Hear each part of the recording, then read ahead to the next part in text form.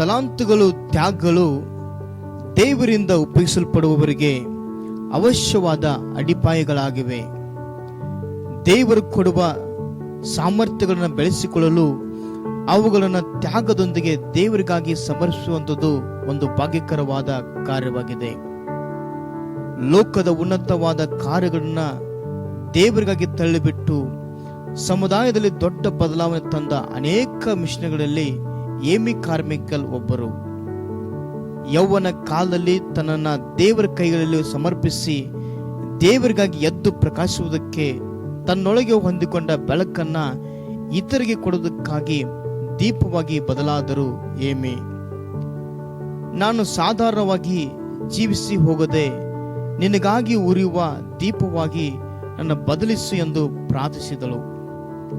ಕತ್ತಲೆಯಲ್ಲಿರುವ ಜನರನ್ನ ಬೆಳಕಿಗೆ ತರಲು ಈ ಪ್ರಾರ್ಥನೆಯು ಅವಶ್ಯವಾಗಿತ್ತು. ಅಂಧಕಾರ ಆಳ್ವಿಕೆಯಲ್ಲಿ ಬಂಧಿಸಲ್ಪಟ್ಟ ಮಕ್ಕಳ ಕೂಗು ಏಮಿಯ ಹೃದಯವನ್ನ ಕದಲಿಸಿತ್ತು. ಐರ್ಲೆಂಡ್ ವಾಸವಾಗಿದ್ದ ಡೇವಿಡ್ ಕಾರ್ಮಿಕಲ್ ಮತ್ತು ಕ್ಯಾಥರಿನ್ ಚೇ ಎಂಬ ದಂಪತಿಗಳಿಗೆ 7 ಮಕ್ಕಳಲ್ಲಿ ಮೊದಲೆಯ ಮಗಳಾಗಿ ಹುಟ್ಟಿದವರು ಏಮಿ. ತನ್ನ 15 ವರ್ಷದಲ್ಲಿ ಯೇಸು ಕ್ರಿಸ್ತನನ್ನ ಸ್ವಂತ ರಕ್ಷಕನಾಗಿ ಅಂಗೀಕರಿಸಿಕೊಂಡು ದೇವರಿಗಾಗಿ ಸೇವೆ ಮಾಡಲು ತನ್ನ ಅರ್ಪಿಸಿಕೊಂಡಳು. ಬಡ ಜನರ ಕಣ್ಣೀರು ಒರೆಸಲು, ಕಷ್ಟಪಡುವವರ ಸಂಗ ನಿಲ್ಲಲು, ವಿಮರ್ಶೆಗಳಿಗೆ ಗಮನ ಕೊಡದೆ ಉತ್ತಮವಾದನ್ನು ಸ್ವೀಕರಿಸುವುದಕ್ಕೆ ಏಮಿ ತನ್ನನ್ನ ಸಿದ್ಧಪಡಿಸಿಕೊಂಡಳು. ಹಾಯ್ ಲೇಡೀಸ್, ನಿಮ್ಮ ಜೊತೆಗೆ ಮಾತಾಡಲು ಬಂದಿದ್ದೇನೆ. ಹೇಗಿದ್ದೀರಾ? ನಮ್ ಹತ್ತಿರ ನೀನ್ ಮಾತಾಡೋಕೆ ಆಗೋದಿಲ್ಲಮ್ಮ. ನೀನು ಮನೆಗೆ ಹೋಗು. ನಿಮ್ಮಮ್ಮ ನಿನ್ನನ್ನ ಹುಡುಕ್ತಾ ಇರ್ತಾರೆ. ನಮ್ಮಮ್ಮ ನನ್ನ ಹುಡುಕೋದಿಲ್ಲ, ನಿಮ್ಮನ್ನ ನೋಡೋದಕ್ಕೆ ಹೋಗ್ತೀನಿ ಅಂತ ಹೇಳಿನೇ ಬಂದಿದ್ದೇನೆ, ಗೊತ್ತಾ? ಹಾಗೆಲ್ಲ ಹೇಳ್ಬೇಡಮ್ಮ. ನಿನ್ ನೋಡಿದ್ರೆ ದೊಡ್ಡ ಮನೆ ಹುಡುಗಿ ತರ ಇದೀಯಾ. ನಾವೆಲ್ಲ ನಿನ್ ಜೊತೆ ಮಾತನಾಡ್ಲೇಬಾರ್ದಮ್ಮ. ಇದೇನು ಹೊಸ ಕಥೆಯಾಗಿದೆ? ನಾವೆಲ್ಲ ಒಂದೇ ಊರಿನವರು, ಅದು ಹೆಣ್ಮಕ್ಳಲ್ವಾ? ಇದ್ರಲ್ಲೇನ್ ತಪ್ಪಿದೆ? ಇಲ್ಲಿ ಬಗ್ಗೆ ನಿನಗೇನೂ ಗೊತ್ತಿಲ್ಲಮ್ಮ. ನಮ್ಮ ದೇಶದಲ್ಲಿ ಅಧಿಕಾರದಲ್ಲಿರುವವರು ದೊಡ್ಡ ಜನರ, ಅವರ ಕೆಳಗಡೆ ಇರುವವರು ಬಿಸ್ನೆಸ್ ಮಾಡುವವರು, ಆದ್ರೆ ನಾವು ದುಡಿದು ಜೀವನ ಮಾಡುವವರು. ನೀವೆಲ್ಲ ದೊಡ್ಡ ವ್ಯಕ್ತಿಗಳ ಗುಂಪಿನವರು, ಆದ್ರೆ ನಾವೆಲ್ಲ ದುಡಿಯುವ ಬಡವರ ಗುಂಪು. ನಾವು ನಿಮ್ಮನ್ನು ಏನು ಇಟ್ಟರೂ ಮುಟ್ಟಕ್ಕಾಗುವುದಿಲ್ಲ. ನೀವು ಮಾತಾಡೋದನ್ನ ನಿಲ್ಲಿಸಮ್ಮ. ನಾವೆಲ್ಲ ಒಂದೇ, ನಾವು ಒಂದಾಗಿರಬೇಕು. ನಮ್ಮನ್ನ ಒಂದು ಸೇರಿಸಲು ಯಾರಿಂದಲೂ ಸಾಧ್ಯವಿಲ್ಲ. ನಾವು ಸಣ್ಣ ಸಂಬಳಕ್ಕೆ ಹೆಚ್ಚು ಕೆಲಸ ಮಾಡುವವರು. ನಮ್ಮನ್ನ ಮೃಗಕ್ಕಿಂತಲೂ ಕೇವಲವಾಗಿ ನೋಡುತ್ತಾರೆ. ನಾವು ಯಾವಾಗಲೂ ಹೊಲಸಾಗಿಯೇ ಇರುತ್ತೇವೆ. ಆದ್ರೆ ನಿನ್ನನ್ನು ನೋಡು, ಒಳ್ಳೆ ರಾಣಿ ತರ ಸ್ಟೈಲ್ ಆಗಿದೆಯಾ. ನೀನೇ ಹೇಳು ನೋಡೋಣ, ನಿನಗೂ ನಮಗೂ ಯಾವುದಾದ್ರೂ ಸಂಬಂಧವಿದೆಯಾ? ಹೌದು ಹೌದು ಹೌದು, ನನಗೂ ನಿಮಗೂ ಸಂಬಂಧ ಇದೆ. ನಾನ್ ನಿಮ್ಮನ್ನ ಯಾವಾಗಲೂ ವ್ಯತ್ಯಾಸವಾಗಿ ನೋಡಿಲ್ವಲ್ಲ. ನೀನು ವ್ಯತ್ಯಾಸವಾಗಿದ್ದೀಯಲ್ಲ. ನೋಡು, ನಿನ್ನ ತಲೆ ಮೇಲೆ ಟೋಪಿ ಇದೆ. ನಾವು ನಮ್ಮ ತಲೆ ಮೇಲೆ ಬಟ್ಟೆ ಹಾಕಿಕೊಂಡಿದ್ದೇವೆ. ನಿನ್ನ ಟೋಪಿ ಶ್ರೀಮಂತರ ಗುರುತು, ನಮ್ಮ ತಲೆ ಮೇಲಿರುವ ಬಟ್ಟೆ ಬಡವರ ಗುರುತು. ನಾವು ಈ ಸಮುದಾಯದಲ್ಲಿ ಗುಲಾಮರ ಹಾಗಿದ್ದೇವೆ. ಇದನ್ನು ಯಾರಿಂದ ಬದಲಾಯಿಸಲು ಸಾಧ್ಯವಿಲ್ಲ. ನಿಮ್ಮ ಈ ಸ್ಥಿತಿಯನ್ನ ನಾನ್ ಬದಲಾಯಿಸೇ ತೋರಿಸುತ್ತೇನೆ. ದೇವರು ಉಂಟು ಮಾಡಿದ ಸಮುದಾಯ, ಭೇದ ಭಾವ ಇಲ್ಲದ ಸಮುದಾಯ, ಆತನ ಸ್ವರೂಪದಲ್ಲಿ ಸೃಷ್ಟಿಸಲ್ಪಟ್ಟ ಮನುಷ್ಯರು ಪರಸ್ಪರ ಅವಲಂಬನೆಯಾಗಿ ಜೀವಿಸಬೇಕೆಂದು ಎಲ್ಲರನ್ನ ಸಮವಾಗಿ ಸೃಷ್ಟಿಸಿದ್ದಾನೆ. ಆದರೆ ಈ ಸಮುದಾಯದಲ್ಲಿ ಮೇಲು ಕೀಳುಗಳು ಎಲ್ಲಿಂದ ಬಂದವು, ಯಾರು ತೆಗೆದುಕೊಂಡು ಬಂದದ್ದು ಎಂಬ ಪ್ರಶ್ನೆಗಳು ಉತ್ತರವಿಲ್ಲದ ಪ್ರಶ್ನೆಗಳಾಗಿವೆ. ತನ್ನ ಮನೆಗೆ ಹೋಗುತ್ತಿದ್ದ ಏಮಿಯ ಹೃದಯದಲ್ಲಿ ಇಂಥ ಪ್ರಶ್ನೆಗಳು ಎದ್ದೇಳುವುದಕ್ಕೆ ಪ್ರಾರಂಭಿಸಿದವು. ಇದರಿಂದಾಗಿ ಮನಸೋಲಿಕೆ ಉಂಟಾಗಿ ತನ್ನ ತಂದೆಯನ್ನು ಕಳ್ಕೊಂಡ ಏಮಿ ಈ ಪ್ರಶ್ನೆಗಳಿಗೆಲ್ಲ ಸರಿಯಾದ ಉತ್ತರ ಕೊಡುವವರು ನನ್ನ ತಾಯಿ ಮಾತ್ರವೇ ಎಂದು ತಿಳಿದು ತನ್ನ ಮನೆಯೊಳಗೆ ಪ್ರವೇಶಿಸುತ್ತಾಳೆ. ಮಾಮಿ, ಮಾಮಿ, ಸ್ವಲ್ಪ ಬೇಗ ಬಾ ಮಮ್ಮಿ. ಯಾಕೆ ಏಮಿ, ಏನಾಯ್ತು? ಮುಖವೆಲ್ಲ ಬೆರುತ್ತಾ ಇದೆ, ಕೈಕಾಲೆಲ್ಲ ನಡುಗ್ತಾ ಇದೆ. ಯಾಕೆ, ಏನಾಯ್ತು? ನನ್ನ ಹತ್ರ ಕೆಲವೊಂದು ಪ್ರಶ್ನೆಗಳಿವೆ, ಅದಕ್ಕೆ ನೀನೇ ಉತ್ತರ ಹೇಳ್ಬೇಕು. ನಮ್ ಮಿಲ್ ಹತ್ರ ಕೆಲವೊಂದು ಸ್ತ್ರೀಯರನ್ನ ನೋಡಿದೆ. ನಮ್ಮ ಸಮುದಾಯದಿಂದ ಅವರನ್ನ ಬೇರ್ಪಡಿಸಿದ್ದಾರೆಂದು ಅವರು ಹೇಳಿದರು. ಅದು ಯಾಕೆ ಮಮ್ಮಿ? ನಮ್ಮಿಂದ ಏನೋ ಮಾಡೋಕ್ಕಾಗೋಲ್ಲ, ಅದೇ ಅವರ ಜೀವನ. ಅದನ್ನು ಯಾರಿಂದಲೂ ಬದಲಾಯಿಸಲು ಸಾಧ್ಯವಿಲ್ಲ. ಅವರನ್ನು ಎಲ್ಲರೂ ಆಳುಗಳೆಂದು ಕರೆಯುತ್ತಾರೆ. ಓ ಮಮ್ಮಿ, ಇದು ಬಹಳ ಕೆಟ್ಟ ಕಾರ್ಯ. ನೀನು ಅವರನ್ನು ಆಳುಗಳೆಂದು ಕರಿಬೇಡ. ಪಾಪ, ಅವರು ಬಡವರು, ಚೆನ್ನಾಗಿ ಕೆಲಸ ಮಾಡುತ್ತಾರೆ. ನಾವು ಯಾಕೆ ಅವರನ್ನ ಕೇವಲವಾಗಿ ನೋಡಬೇಕು? ಇಲ್ಲಮ್ಮ, ನಾನು ಅವರನ್ನ ಬೇಕೆಂದು ಈ ರೀತಿ ಹೇಳಲಿಲ್ಲ. ಅವರನ್ನು, ಅವರ ಕೆಲಸವನ್ನು ನಾವು ಅಸಹ್ಯವಾಗಿ ಹೇಳುವುದಿಲ್ಲ. ಇಲ್ಲಿರುವ ಸಮುದಾಯ ಅವರನ್ನು ಕೀಳಾಗಿ ನೋಡುತ್ತಾರೆ. ಅವರ ಮನೆಗಳು ಹತ್ರ ಯಾರೂ ಹೋಗುವುದಿಲ್ಲ. ಅವರ ಮಕ್ಕಳ ಜೊತೆ ಯಾರೂ ಫ್ರೆಂಡ್ಶಿಪ್ ಮಾಡುವುದಿಲ್ಲ. ಯಾಕಂದ್ರೆ ಅವರಿಗೆ ಅಷ್ಟೊಂದು ಸೌಕರ್ಯಗಳು ಇಲ್ಲದೇ ಇರೋರು, ಕೆಟ್ಟ ಮಾತುಗಳನ್ನು ಆಡುವವರು, ಸರಿಯಾಗಿ ಜೀವನ ಮಾಡುವುದಕ್ಕೆ ಗೊತ್ತಿಲ್ಲದವರೆಂದು ಅವರನ್ನು ಆಳುಗಳೆಂದು ತಳ್ಳಿಬಿಟ್ಟಿದ್ದಾರೆ. ಹಾಗಾದ್ರೆ ನಾವು ಅವರನ್ನು ಕೀಳದವರೆಂದು ನೆನೆಸಿಲ್ಲ, ಹೌದಲ್ಲ ಮಮ್ಮಿ? ಅದಕ್ಕಾಗಿ ನಿನ್ನನ್ನು ಅವ್ರ ಹತ್ರ ಹೋಗಿ ಮಾತಾಡೋದಕ್ಕೆ ಏನೂ ಅನ್ನಲಿಲ್ಲ. ಇದರಂತೆ ಇನ್ನೂ ಅನೇಕ ಜನರಿದ್ದಾರೆ. ನಮ್ಮ ಚರ್ಚ್ ಪಾಸ್ಟರ್ ಕೂಡ ಇವರನ್ನು ಬಹಳ ಪ್ರೀತಿಸುತ್ತಾರೆ. ಇಷ್ಟು ಸಾಕು.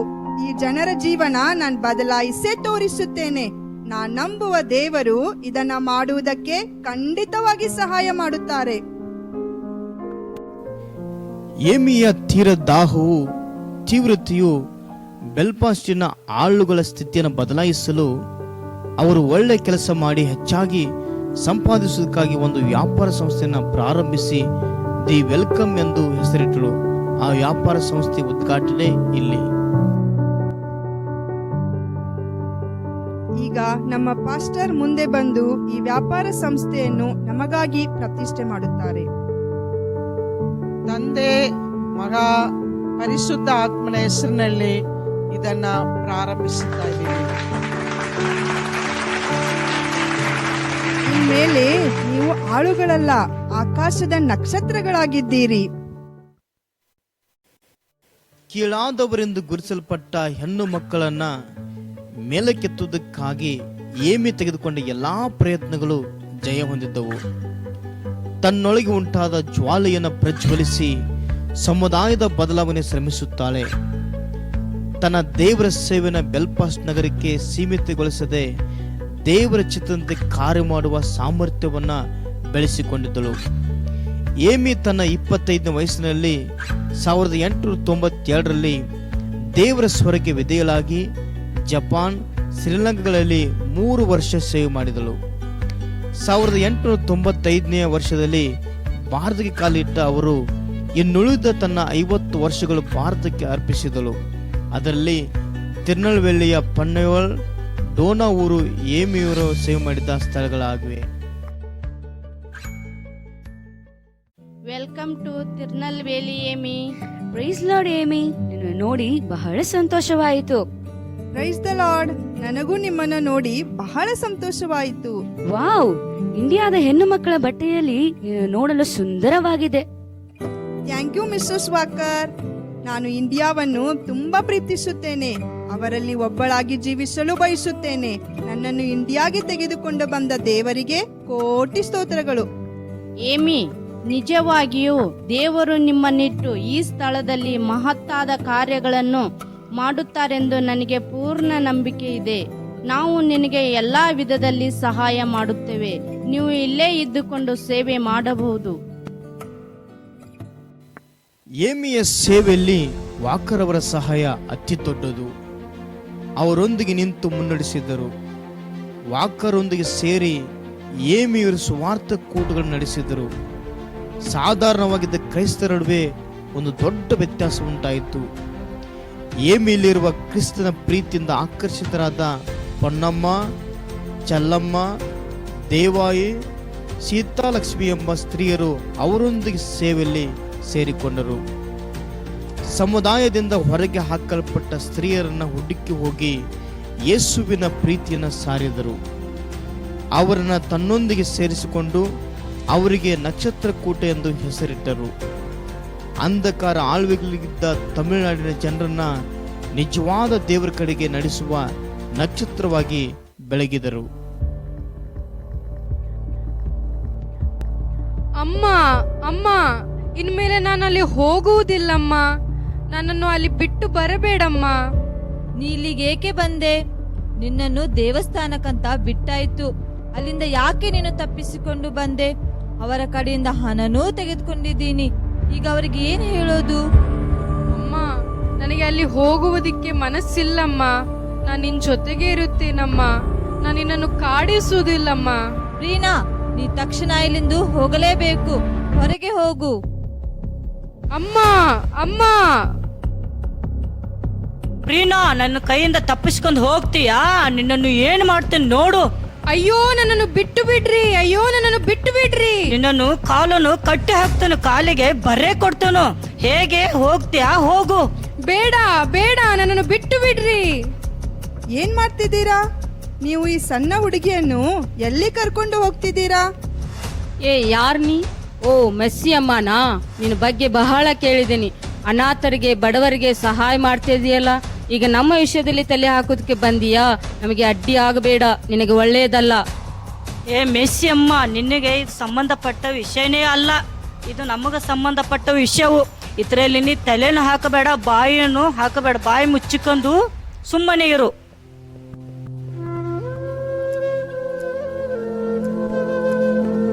ಅಮ್ಮ, ನೀವು ಊರಿಗೆ ಹೊಸಬರು, ಆದದ್ದರಿಂದ ಇಲ್ಲಿರುವ ಬಹಳ ವಿಷಯಗಳು ನಿಮಗೆ ಗೊತ್ತಿಲ್ಲಮ್ಮ. ನಮ್ಮ ದೇಶದಲ್ಲಿ ದೇವದಾಸಿ ಎಂಬ ಪದ್ಧತಿ ಇದೆ. ದೇವದಾಸಿ ಪದ್ಧತಿಯ ಅಂದ್ರೆ ಏನು? ದೇವದಾಸಿ ಎಂದರೆ ದೇವರಿಗೆ ದಾಸರಾಗಿರುವುದೆಂದರ್ಥ. ದೇವಸ್ಥಾನ ಸೇವೆಗಳಿಗೆ, ಕೆಲಸಗಳಿಗೆ ಸಣ್ಣ ವಯಸ್ಸುಗಳಲ್ಲಿ ಹೆಣ್ಣು ಮಕ್ಕಳನ್ನು ಬಿಟ್ಟು ಬಿಡುತ್ತಾರೆ. ಅನಂತರ ಕೆಲವೊಂದು ಕೆಟ್ಟ ಕಾರ್ಯಗಳಿಗೆ ತಳ್ಳಿ ಬಿಡುತ್ತಾರಮ್ಮ. ಅಯ್ಯಯ್ಯೋ, ಕೇಳೋದಕ್ಕೆ ಕಷ್ಟವಾಗಿದೆಯಲ್ಲ. ಬಡತನದಲ್ಲೂ ಮೂಢನಂಬಿಕೆಯಲ್ಲೂ ಇರುವ ಜನ ಹಣಕ್ಕಾಗಿ ಮನೆಯಲ್ಲಿರುವ ಹೆಣ್ಣು ಮಕ್ಕಳನ್ನು ದೇವಸ್ಥಾನಕ್ಕೆ ಬಿಡುತ್ತಾರಮ್ಮ. ಸಂತೋಷವಾಗಿ ಆಟವಾಡುವ ಈ ಸಣ್ಣ ವಯಸ್ಸಿನಲ್ಲಿ ಕಟ್ಟಿ ಹಾಕಿ ಹೀಗೆ ಚಿತ್ರಹಿಂಸೆ ಮಾಡ್ತಾ ಇದ್ದಾರಲ್ಲ. ಆ ಸಣ್ಣ ಹುಡುಗಿಗೆ 10 ವಯಸ್ಸು ಕೂಡ ಇಲ್ಲ ಅನ್ಸುತ್ತೆ. ಆ ಹುಡುಗಿ ಅಮ್ಮನನ್ನ ಎಷ್ಟು ಹುಡುಕ್ತಾ ಇರ್ತಾಳೆ. ಆಕೆ ಮುಖಾನೇ ನನ್ನ ಕಣ್ಮುಂದೆ ಬಂದು ನಿಲ್ತಾ ಇದೆ. ಇನ್ನು ಎಷ್ಟು ಹೆಣ್ಣು ಮಕ್ಕಳು ಈ ರೀತಿ ಚಿತ್ರಹಿಂಸೆ ಅನುಭವಿಸ್ತಾ ಇದ್ದಾರೋ. ಇನ್ನು ಇಂಥ ಮೂಢನಂಬಿಕೆಗಳು ಬಹಳ ಇದೆ ಅಮ್ಮ. ನಾವು ಮನೆಗೆ ಹೋಗ್ತೀವಮ್ಮ, ಸಮಯವಾಯ್ತು. ಏಮಿ ತಾನಿರುವ ಸ್ಥಳದಲ್ಲಿ ಕಂಡಂತ ಕೆಲವೊಂದು ದೃಶ್ಯಗಳು ಅವರ ದಿಗ್ಭ್ರಮಗೊಳಿಸಿದವು. ಬೆಲ್ಫಾಸ್ಟ್ ನಗರದಲ್ಲಿ ಕಂಡ ಸಮುದಾಯದ ಮೇಲು ಕೀಳು ಸ್ಥಿತಿಗಿಂತಲೂ ಬಹಳ ಕೇವಲವಾದ ಕಾರ್ಯಗಳು ಅಲ್ಲಿ ನಡೆಯುವುದನ್ನು ಕಂಡು ಸಿಡಿದಿದ್ದಳು. ಸಣ್ಣ ಹೆಣ್ಣು ಮಕ್ಕಳ ವಿರುದ್ಧವಾಗಿರುವ ಸಮುದಾಯದ ಕೆಟ್ಟ ಪದ್ಧತಿಗಳಿಂದ ಅವರನ್ನ ಕಾಪಾಡುವುದೇ ತನ್ನ ಸೇವೆ ಎಂದು ನೆನೆಸಿದಳು. ಅಂತ ಒಂದು ಸಮಯ ಬಂದಾಗ ಆಶ್ಚರ್ಯದಿಂದ ಆಕೆ ಕಂಡದ್ದು ಒಂದು ಸಣ್ಣ ಮಗಳ ಮದುವೆಯ ದೃಶ್ಯ. ಎಮ್ಮ, ನಿಲ್ಲಿಸಿ. ಈ ಮಗಳಿಗೆ ಏನ್ ಮಾಡ್ತಾ ಇದ್ದೀರಾ? ನನ್ನ ಮಗಳಿಗೆ ದೇವಸ್ಥಾನದಲ್ಲಿ ಇರುವುದಕ್ಕಾಗಿ ಮದುವೆ ಮಾಡ್ತಾ ಇದ್ದೀನಿ. ಇದು ದೊಡ್ಡ ತಪ್ಪಮ್ಮ. 10 ವಯಸ್ಸು ಕೂಡ ಆಗದಿರುವ ಈ ಮಗಳಿಗೆ ಮದುವೆ ಆಗೋದಕ್ಕೆ ಬಿಡೋದಿಲ್ಲ. ಇದನ್ನ ನಿಲ್ಲಿಸ್ತೀನಿ. ಏನು? ಈ ಮದುವೆ ನಿಲ್ಲಿಸ್ತೀಯಾ? ದೇವಿ ಅಮ್ಮ, ಇಲ್ಲಿ ಬಾ. ನಾವು ನಡೆಸುವ ಈ ಮದುವೆಯನ್ನು ಈ ಮಿಶ್ಯಮ್ಮ ನಿಲ್ಲಿಸ್ತಾಳಂತೆ. ನಿಲ್ಲಿಸ್ತಾಳೆ, ಬಹಳ ನಿಲ್ಲಿಸ್ತಾಳೆ. ನಾವು ಈ ಮಗಳಿಗೆ ಪುಣ್ಯ ಕಾರ್ಯ ಮಾಡ್ತಾ ಇದ್ದೀವಲ್ಲ. ಇದು ಎಂತಹ ಪುಣ್ಯ ಕಾರ್ಯ? ಎಂತ ಪುಣ್ಯ ಕಾರ್ಯನ ಹೇಳುತ್ತೇನೆ ಕೇಳು. ಈಕೆಗೆ ಗಂಡ ಇಲ್ಲ, ಈಕೆ ಯಾವ ಕೆಲಸನೂ ಇಲ್ಲ, ಮತ್ತೆ ಹೇಗೆ ಹುಡುಗಿಯನ್ನು ಸಾಕ್ತಾಳೆ? ಅದಕ್ಕಾಗಿ 10 ವಯಸ್ಸಾದ ಈ ಹುಡುಗಿಗೆ ದೇವಸ್ಥಾನದಲ್ಲಿರುವ ದೇವರಿಗೆ ಹೀಗೆ ಮದುವೆ ಮಾಡಿಬಿಡೋದು. ಅಯ್ಯೋ, ಹಾಗ್ ಮಾಡ್ಬೇಡಿ. ಆ ಮಗಳ ಜೀವನ ನಾಶವಾಗಿ ಹೋಗುತ್ತದೆ. ಮಿಸ್ಸಿ ಅಮ್ಮ, ಸ್ವಲ್ಪ ಬಾಯಿ ಮುಚ್ಚಿಕೊಂಡು ನಾ ಹೇಳೋದು ಕೇಳು. ಈಗ ಮದುವೆ ಆದ ಈ ಹುಡುಗಿ ದೇವರಿಗೆ ಹೆಂಡತಿ ಆಗುತ್ತಾಳೆ. ಇಲ್ಲಿ ದೇವಸ್ಥಾನದಲ್ಲಿ ಕೆಲಸ ಮಾಡುತ್ತಾ ದೇವರಿಗೂ ದೇವಸ್ಥಾನದಲ್ಲಿರೋ ಪೂಜಾರಿಗೂ ದಾಸಿ ಆಗುತ್ತಾಳೆ. ಅದಕ್ಕಾಗಿ ಎಲ್ಲರೂ ಆಕೆಯನ್ನು ದೇವದಾಸಿ ಎಂದು ಕರೆಯುತ್ತಾರೆ. ಆಕೆ ಹಾಡು ಹಾಡುತ್ತಾಳೆ, ಗಂಡಸರನ್ನು ಸಂತೋಷ ಪಡಿಸುವುದಕ್ಕೆ ಡಾನ್ಸ್ ಮಾಡುತ್ತಾಳೆ, ಅದಕ್ಕೆಲ್ಲ ಹಣ ಕೊಡ್ತಾರೆ. ಈ ಹುಡುಗಿಗೂ ಹೆಣ್ಣು ಮಕ್ಕಳು ಹುಟ್ಟಿದರೆ ಅವರು ದೇವದಾಸಿನೇ. ಹೀಗೆ ಆಕೆ ದೀರ್ಘಕಾಲ ಸುಮಂಗಲಿಯಾಗೇ ಇರುತ್ತಾಳೆ. ಇದು ಪರಂಪರೆಯಾಗಿ ನಡೆಯುವ ಒಳ್ಳೆಯ ಸಂಪ್ರದಾಯ. ಇದು ನಿನಗೆ ತಿಳಿಯುವುದಿಲ್ಲ. ಹೋಗು, ಬೇರೆ ಏನಾದ್ರೂ ಕೆಲಸ ಇದ್ರೆ ಮಾಡೋಗು. ಹೋಗಮ್ಮ. ಏನು? ಬೇರೆ ಕೆಲ್ಸನಾ? ಇನ್ಮೇಲೆ ಈ ಮಕ್ಕಳನ್ನ ಕಾಪಾಡೋದೇ ನನ್ ಕೆಲ್ಸ. ನಿಮ್ಮ ಈ ಹೊಲಸು ಸಂಪ್ರದಾಯಗಳಿಂದ ಇವರನ್ನ ಕಾಪಾಡಿ ಏಸಪ್ಪನ ಕೈಗಳಲ್ಲಿ ಇವರನ್ನ ಕೊಡುತ್ತೇನೆ. ಏನು, ಎಷ್ಟು ಜನರನ್ನ ನೀ ಕಾಪಾಡ್ತೀಯ? ಈ ತಿರುನಲ್ವೇಲಿ ಜಿಲ್ಲೆಯಲ್ಲಿ ನಡೆಯೋದೆಲ್ಲ ನಿನಗೆ ಗೊತ್ತಾ? ಹೋಗು, ಮತ್ತೊಂದು ಬೀದಿಯಲ್ಲಿ ಏನು ನಡೀತಾ ಇದೆ ನೋಡೋಗು, ಹೋಗು.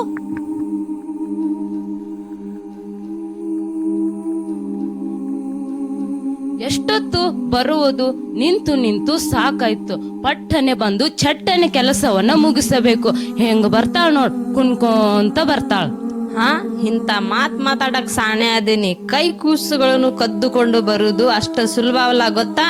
ಸರಿ ಆಯ್ತು ಬಿಡು, ಎಷ್ಟು ಕೊಡ್ಬೇಕಾ ಮಗುಗೆ? ಈ ಮಗು ನೋಡಿದ್ರೆ ಗುಣ್ಕಲ್ ತರ ಇದೆ ಅಲ್ಲ, 30 ರೂಪಾಯಿ ಕೊಡು. ನನ್ಗೂ ಬೇಡ ನಿನ್ಗೂ ಬೇಡ, 10 ರೂಪಾಯಿ ಕೊಡ್ತಾನೆ, ಮಾತಾಡದೆ ಹೋಗು. ಹಾ, ಇಲ್ಲಿ ಏನ್ ಮಾಡ್ತಾ ಇದ್ದೀರಾ?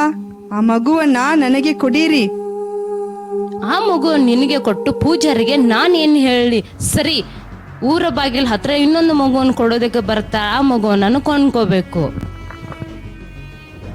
ಈ ದೃಶ್ಯಗಳ ಕಂಡ ಏಮಿಯ ಅಂತರಂಗದಲ್ಲಿ ಒಂದು ಜ್ವಾಲೆ ಉಂಟಾಗಿ ತಾನು ಮಾಡಬೇಕಾಗಿರುವ ಸೇವೆ ಇದೆ ಎಂದು ತಿಳಿದು ಪ್ರಾರ್ಥನೆಯಿಂದಲೂ ನಂಬಿಕೆಯಿಂದಲೂ ಹೋರಾಡಲು ಪ್ರಾರಂಭಿಸಿದಳು. ತಿರುನಲ್ವೇಲಿ ಮತ್ತು ತಿರುವಂದೂರು ಜಿಲ್ಲೆಗಳಲ್ಲಿ ದೇವದಾಸಿ ಪದ್ಧತಿ ಮಕ್ಕಳ ಮಾರಾಟ ತಡೆಯಲು ಮುಂದಾದಳು. ವಿಧವೆಯರ ಮತ್ತು ಬಡವರ ವೇದನೆ ಹೆಚ್ಚಾಗಿದ್ದ ಸ್ಥಳಗಳಲ್ಲಿ ಶಿಕ್ಷಣ ಇಲ್ಲದರಿಂದ ಅಲ್ಲಿರುವ ಆಚಾರಗಳೆಲ್ಲ ಅನಾಚಾರಗಳೆಂದು ಹೆಣ್ಣು ಮಕ್ಕಳಿಗೆ ತಿಳಿಸಿಕೊಡುವುದು ಒಂದು ಸವಾಲು ಕಾರ್ಯವಾಗಿತ್ತು. ಆದ್ದರಿಂದ ಏಮಿ ಮುಂದಿನ ಯೋಜನೆಗಳಿಗೆ ತನ್ನ ಸಿದ್ಧ ಮಾಡಿಕೊಂಡಳು. ಅಮ್ಮ, ನನ್ನನ್ನು ಕಾಪಾಡಿ ಅಮ್ಮ. ಓ, ನಿನ್ನ ಹೆಸರು ಪ್ರೀನಾ ಅಲ್ವಾ? ಹೌದಮ್ಮ, ನಮ್ಮಮ್ಮ ನನ್ನನ್ನು ಸಾಕೋದಕ್ಕೆ ಹಣ ಇಲ್ಲದಿದ್ದರಿಂದ ದೇವಸ್ಥಾನಕ್ಕೆ ಮಾರಿಬಿಟ್ಟಳಮ್ಮ. ಆದರೆ ನನಗೆ ಅಲ್ಲಿರುವುದಕ್ಕೆ ಮನಸ್ಸಿಲ್ಲಮ್ಮ. ನನ್ನ ಕಾಲಿಗೆ ಬರಿ ಹಾಕಿ ಚಿತ್ರಹಿಂಸೆ ಮಾಡುತ್ತಾರಮ್ಮ.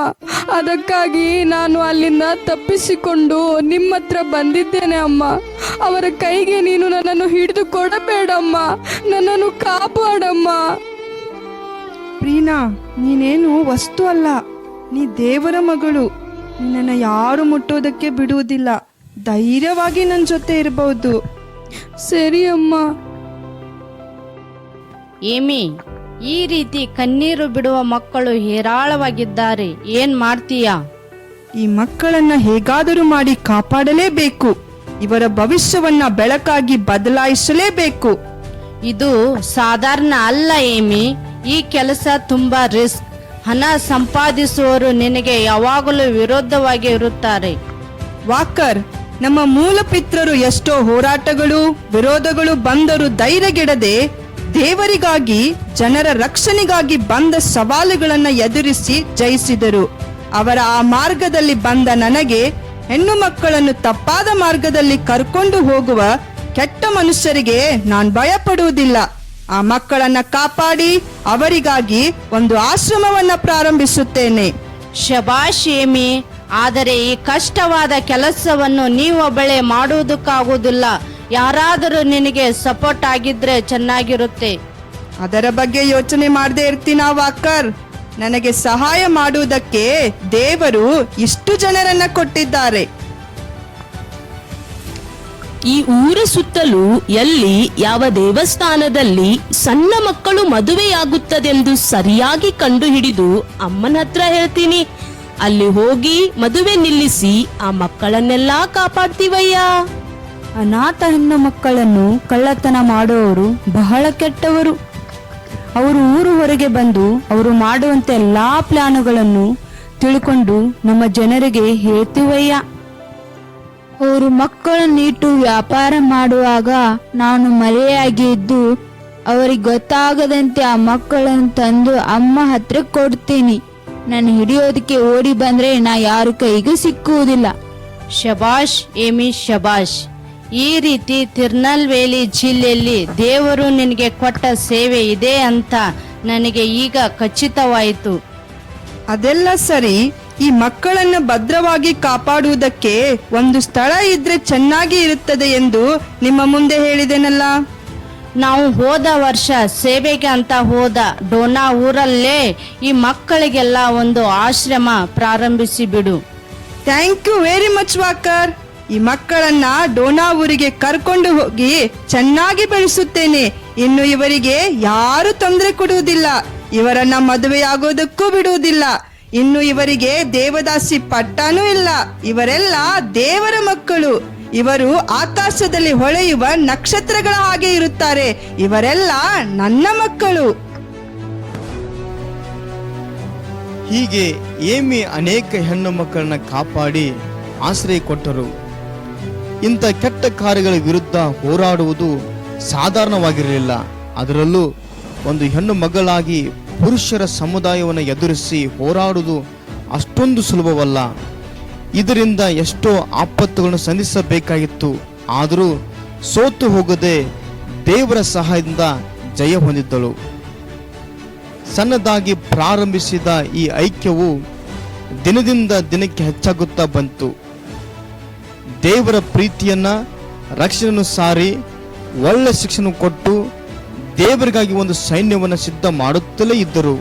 ಮತ್ತು ಏಮಿಯವರ ಮೂಲಕ ಬೆಳಕನ್ನು ಹೊಂದಿ ಅನೇಕರು ಹೊಳೆಯುವ ನಕ್ಷತ್ರಗಳಾಗಿ, ಆಕಾಶದ ತಾರೆಗಳಾಗಿ ಪ್ರಕಾಶಿಸುತ್ತಿದ್ದಾರೆ. ಹಾಡು, ಸ್ತುತಿ, ಆರಾಧನೆ, ದೇವರ ವಾಕ್ಯ ತುಂಬಿ ಯಾವುದಕ್ಕೂ ಕೊರತೆ ಇಲ್ಲದೆ ಪೂರ್ಣ ಸಂತೋಷ ಸ್ಥಳವಾಗಿ ತೋರಿತು ಡೋನಾ ಊರು. ಡೋನಾ ಊರು ದಿನದಿಂದ ದಿನಕ್ಕೆ ಬೆಳವಣಿಗೆ ಹೊಂದಿ ಅನೇಕ ಜನರನ್ನು ತುಂಬಿ ದೊಡ್ಡ ಸ್ಥಾಪನೆಯಾಗಿ ಬದಲಾಗಿತ್ತು. ಶಿಕ್ಷಣ ಸಂಸ್ಥೆಗಳು, ಆಸ್ಪತ್ರೆಗಳು, ತರಬೇತಿ ಶಾಲೆಗಳು, ಹೀಗೆ ಅನೇಕ ಸೇವೆಗಳು ಪ್ರಾರಂಭಿಸಲ್ಪಟ್ಟವು. ಇಷ್ಟೊಂದು ಸೇವೆಗಳ ಮಧ್ಯೆ ಏಮಿಯವರು 35 ಪುಸ್ತಕಗಳನ್ನು ಬರೆದು ಪ್ರಕಟಿಸಿದರು. ಪ್ರೀತಿ ಮಾಡದೆ ಕೊಡಲು ಸಾಧ್ಯ, ಆದರೆ ಕೊಡದೆ ಪ್ರೀತಿ ಮಾಡಲು ಸಾಧ್ಯವಿಲ್ಲ ಎಂದು ತನ್ನ ಮಾತಿನಿಂದ ಜೀವಿಸಿ 1951ನೇ ವರ್ಷ ಜನವರಿ 18ರಂದು ತನಗೆ ಕೊಡಲ್ಪಟ್ಟ ಸೇವೆಯನ್ನು ಮುಗಿಸಿ ತನ್ನ ರಕ್ಷಿಸಿದ ದೇವರಲ್ಲಿ ವಿಶ್ರಾಂತಿ ಹೊಂದಿದರು ಏಮಿ ಕಾರ್ಮಿಕಲ್. ನಿಮ್ಮ ಕುರಿತು ದೇವರಿಗೆ ಒಂದು ದೊಡ್ಡ ಉದ್ದೇಶವಿದೆ. ಹಿಂದೆ ಸಮರ್ಪಿಸಿರಿ. ನಿಮ್ಮ ಮೂಲಕ ದೇವರು ಮಹತ್ವದ ಕಾರ್ಯವನ್ನು ಮಾಡಲು ಶಕ್ತನಾಗಿದ್ದಾನೆ.